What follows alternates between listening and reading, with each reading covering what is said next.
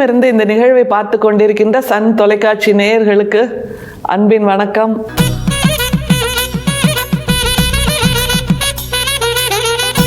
தமிழ் சித்தர் பாடல்கள் வரிசையில் வள்ளல் பெருமான் பாடல்களோடு நம்முடைய பயணம் தொடர்ந்து கொண்டே இருக்கிறது. இன்னைக்கு அவர் ஒரு அழகான கேள்வி கேட்குறாரு.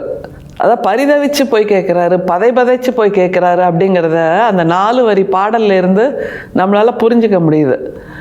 நம்மள்ட்ட யாராவது திடீர்னு வாழ்க்கைன்னா என்ன அப்படின்னு கேட்டாங்கன்னு வைங்க, வாட் இஸ் லைஃப் அப்படின்னு கேட்டால் என்ன செய்வோம்? அப்படியே ஒரு நிமிஷம் திகைச்சு போய் நின்றுடுவோம்ல. வாழ்க்கைனா என்ன அப்படிங்கிறது, வாழ்க்கை என்பது எதனால் ஆனது அப்படிங்கிறதுக்கு இப்போ இந்த மொபைல் ஃபோன்லாம் ரொம்ப அழகாக ஒரு பதில் சொல்லுது. மெமரிஸ் அப்படின்னு போட்டு வரும் தெரியுமா, போன வருஷம் இந்த நாள் அப்படின்ற மாதிரி, ஆன் திஸ் டே, ஓடிடி அப்படின்ற மாதிரி. அப்படியாக வாழ்க்கை என்பது நினைவுகளால், ஞாபகங்களால் ஆனது. நடந்து கொண்டிருக்கின்ற, கடந்து கொண்டிருக்கின்ற ஒவ்வொரு நொடியுமே ஒரு ஞாபக பொட்டலம் தான். அப்படின்னு பார்த்தா வாழ்க்கைங்கிறது ஒரு ஞாபக பொட்டலம். நமக்கு திடீர்னு யாராவது ஒருத்தர் என்ன ஞாபகம் இருக்கா அப்படின்னு கேட்டால் மறந்து போச்சு அப்படின்னு சொன்னால் அவங்க அதிர்ச்சி ஆகிடுவாங்க. என்ன ஞாபகம் இல்லையா? நம்ம அவ்வளோ பேசினோமே, அவ்வளோ பழகினோமே, இதெல்லாம் ஞாபகம் இல்லையா? இந்த மாதிரி நம்ம அங்கே போனோமே, இங்கே வந்தோமே அப்படின்னு திரும்ப திரும்ப நமக்கு ரிமைண்ட் பண்ணுவாங்க. அப்படின்னு பார்த்தா ஞாபகங்கள் தான் வாழ்க்கை. ஞாபக மறதி அப்படிங்கிறது தான் வாழ்க்கையில் நாம் ஒருத்தருக்கு கொடுக்கக்கூடிய மிகப்பெரிய சாட்டை அடி. அந்த சாட்டை அடியைத்தான் வள்ளல் பெருமானும் இந்த பாடலில் உணர்கிறார். மறந்து போச்சா என்ன அப்படின்னு அவர் வியக்கிறாரு, திகைச்சு போகிறாரு, அப்படி மருகி போகிறாரு. என்ன மறந்துட்டியா நீ அப்படின்னு திரும்ப திரும்ப அந்த 4 வரிக்குள்ள 40 தடவை கேட்குறாருன்னா, ஞாபகம் என்பது வாழ்க்கையில் மிக முக்கியம். நாம் மிகவும் நேசிப்பவர்கள் நம்மை மறந்துவிட்டால் நிலைகுலைந்து போவோம் அப்படிங்கிறத சொல்கின்ற ஒரு பாடல். இந்த அனுபவம் நம்ம எல்லாருக்குமே நேர்ந்திருக்கும். அதனால் நம்ம ஒவ்வொரு வார்த்தையிலையும் ஒவ்வொரு எழுத்துலையுமே கூட நம்மளை பொருத்தி பார்க்கலாம். அந்த பாடலை பாருங்கள், ரொம்ப எளிமையான, நம்மை அப்படியே கைப்பிடிச்சு கூட்டிகிட்டு போகிற ஒரு பாடல். பாடலுக்குள்ள பயணிக்கலாமா? உன்னை மறந்திடுவேனோ மறப்பறியேன், மறந்தால் உயிர் விடுவேன், கணம் தரியேன், உன் ஆணை இது. நீ என்னை மறந்திடுவாயோ, மறந்திடுவாயெனில் யான் என்ன செய்வேன், எங்குருவேன், எவர் குறைப்பேன், என் தாயை போல் இருக்கக்கூடிய தயாபரனே, என்னுடைய தகப்பனே, நீ தானே எனக்கு எல்லாமே இருக்க. நான் உன்னை மறக்கல, ஆனா நீ என்னை மறந்துட்டேன்னா நான் என்ன பண்ணுவேன் அப்படிங்கிற அதிர்ச்சி அவர்கிட்ட இருக்கு.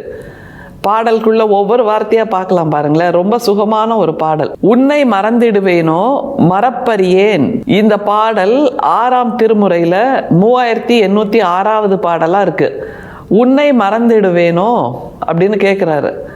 மறப்பறியேன், மறக்கவே மாட்டேன், மறந்து போறதையே நான் மறந்து போயிடுவேன், அந்த அளவுக்கு நான் உன்னையே நினைத்து கொண்டிருப்பேன் அப்படிங்கிறாரு. எப்படியெல்லாம் நினைச்சிட்டு இருப்பாராம், அதையும் சொல்றாரு பாருங்க. மறந்தால் உயிர் விடுவேன், கணம் தரியேன், உன் ஆணை இது. மறந்தால் உயிர் விடுவேன், கணம் தரியேன், அந்த அளவுக்கு நான் உன்னையே நினைச்சிட்டு இருப்பேன். ஒரு நிமிஷம் மறந்து போயிட்டா கூட என்னோட உயிர் என்கிட்ட இருந்து பிரிஞ்சு போயிடும், ஒரு கணம் கூட நான் உயிரோடு இருக்க மாட்டேன், உன் ஆணை இது, உன் மேல ஆணை நான் சொல்றேன் அப்படிங்கிறாரு. அந்த அளவுக்கு ஒவ்வொரு நொடியும், கண் சிமிட்டுகின்ற நேரம் எல்லாமே, இதயம் துடிக்கின்ற நேரம் எல்லாமே நான் நினைத்து கொண்டிருப்பது உன்னை மட்டும்தான். அது உனக்கு தெரியலையா அப்படின்னு கேட்குறாரு. ஆனால் அதற்கு பதிலாக என்ன கிடைக்கிறது, நீ என்ன மறந்துட்டியே அப்படின்னு அதிர்ச்சி ஆகிறார். நீ என்ன மறந்துட்டேன்னா நான் என்ன பண்ண போறேன், எப்படி பரிதவிக்க போறேன் அப்படிங்கிறதே அவர் சொல்றாரு பாருங்க. நீ என்னை மறந்திடுவாயெனில் யான் என்ன செய்வேன். நீ என்ன மறந்துட்டேன்னா நான் என்ன பண்ண போறேன், திகைப்பா இருக்கே, அதிர்ச்சியா இருக்கே அப்படின்னு சொல்லிட்டு அவரே பதிலையும் சொல்றாரு. என்ன பண்ணுவாராம் அதை சொல்றாரு பாருங்க. என்ன செய்வேன், எங்குருவேன், எவர் குறைப்பேன். நீ என்ன மறந்துட்டேன்னா நான் என்ன பண்ணுவேன், எங்க போவேன், யார்கிட்ட சொல்லுவேன், இந்த மாதிரி நீயே என்னை மறந்துட்டியே அப்படிங்கிறத நான் யார்கிட்ட சொல்லுவேன், யார்கிட்ட சொன்னா எனக்கு ஆறுதல் கிடைக்கும். அப்படி ஆறுதல் கொடுக்கக்கூடிய ஒரு ஆன்மாவே, ஒரு நம்பிக்கையே, ஒரு பலமே நீதானே. அப்படிங்கும்போது நீயே என்னை மறந்துட்டேன்னா நான் என்ன பண்றது, என் தாய் அப்படின்னு சொல்றாரு. அந்த 4 வரி முடியுதா, அடுத்த 4 வரியில அவர் ஒரு நம்பிக்கையோட காத்துட்டு இருக்கார். அது என்ன நம்பிக்கை? அன்னையினும் தயவுடையாய் நீ மறந்தாய் எனினும் அகிலமெல்லாம் அழித்திடும் நின் அருள் மறவாதென்றே இன்னும் மிக கழித்திங்கே இருக்கின்றேன். மறவேல் இது தருணம் அருட்ஜோதி எனக்கு விரைந்தருளே. என் தாய்னு சொல்றாரு. அப்புறம் அன்னையினும் தயவுடையாய் அப்படிங்கிறார். தாயை விட தயவுடையாய் அப்படின்னு இறை சக்தியை அல்லது அந்த இறையாக தான் உணரக்கூடிய அந்த கருணையை அவர் கூறுகிறார். அப்படிங்கிறதா மிக முக்கியம். அந்த கருணையாக இருக்கக்கூடிய அந்த உணர்வு இவரை விட்டு மறந்து போச்சுன்னா இவர் இப்படியெல்லாம் பரிதவிப்பாராம். எங்க போறதுன்னு தெரியல, யாரை பார்க்கறதுன்னு தெரியல, யார்கிட்ட சொல்றதுன்னு தெரியல, அப்படியெல்லாம் நான் தடுமாறி போவேன் இல்லையா? அப்படின்னா நீ என்னை விட்டு போகக்கூடாது. அப்படி போனேன்னா என்ன ஆகும்? கணம் கூட உயிர் தரிக்க மாட்டேன் அப்படிங்கிறாரு. அதுக்கப்புறம் என்ன நம்பிக்கையில அவர் தொடர்ந்து காத்துட்டு இருக்காராம். நீ மறந்தாய் எனினும் அகிலமெல்லாம் அழித்திடும் நின் அருள் மறவாதென்றே இன்னும் மிக கழித்திங்கே இருக்கின்றேன். நீ என்ன மறந்துட்ட, தனியா என்ன மட்டும் மறந்துட்ட. ஆனா இந்த பூமிக்கே அருள் கொடுக்கக்கூடிய ஒரு அருளாளனாக நீ இருக்கிறாய் இல்லையா? அந்த அருளாளன் நீ இந்த பூமிக்கு அருள் கொடுப்பாய், கொடுத்து கொண்டிருக்கிறாய் அப்படிங்கிற நம்பிக்கை எனக்கு இருக்கு. அதனால நான் காத்துக்கிட்டு இருக்கேன் அப்படிங்கிறாரு. அப்புறம் எப்படி நிறைவு செய்யறார் பாருங்க. மறவேல் இது தருணம் அருட்ஜோதி எனக்கு விரைந்தருளே. இன்னும் மிக கழித்திங்கே இருக்கின்றேன். மறவேல் அருட்ஜோதி தரு அந்த உணர்வு எனக்கு இங்கே கொடுத்து விடுங்கள் அப்படிங்கிறாருன்னா, நீ இந்த அருளை உலகத்துக்கெல்லாம் கொடுக்குற, அப்ப என்ன மட்டும் நீ மறந்துடுவியா என்ன? அப்படி மறக்கக்கூடிய அந்த வல்லமை உனக்கு இருக்கான்னா இல்லை. கடவுளுக்கு அந்த வல்லமை இல்லை, இறைக்கு அந்த வல்லமை இல்லை.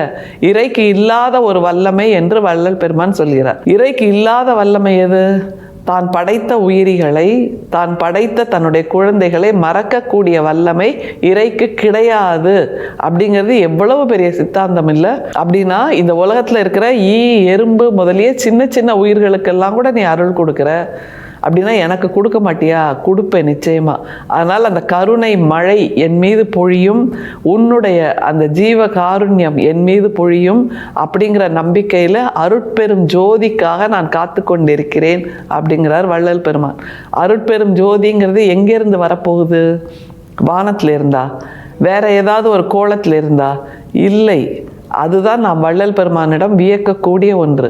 அந்த அருட்பெரும் ஜோதி நம் உள்ளத்திலிருந்து கிளம்ப வேண்டும். எத்தனை முறை சொல்லியிருக்காருல்ல, சூரியன், சந்திரன், நட்சத்திரங்கள், பெரு வெளிச்சம் எல்லாமே நம்ம மனசுக்குள்ள தான் இருக்கு. அந்த இதயத்தின் 4 அறைகளுக்குள் இருக்கிறது. அதை நாம் துடைத்து தூசி தட்டினால் போதும். அதைத்தான் என் தாய் என்று சொல்லி தன்னுடைய மனசுக்கே அதை சொல்கிறார். மனசே நீ மறந்துடாத ஜீவகாருண்யத்தை, அதுதான் அருட்பெரும் சோதி. அந்த சோதி இருந்தால்தான் பூமி வெளிச்சமாகும்.